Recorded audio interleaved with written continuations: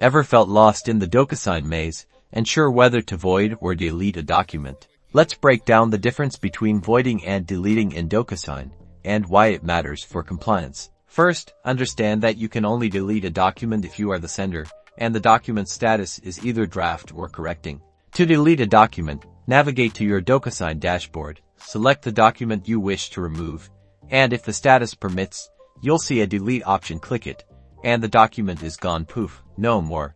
Now, let's talk about voiding. Voiding is different. This option is used when a document has already been sent out for signatures. Voiding essentially cancels the document, making it legally unenforceable. Critically, it doesn't erase the document. Docusign keeps a record, an audit trail, of the voided document, including who voided it and when. This is crucial for maintaining a compliant and transparent record. So, to summarize, delete removes the document entirely if it's in draft or correcting status, while void cancels a sent document but preserves its history in the audit trail. Remember, choosing the right option impacts your legal and compliance responsibilities, so choose wisely. Now you understand the difference between deleting and voiding documents within Docusign.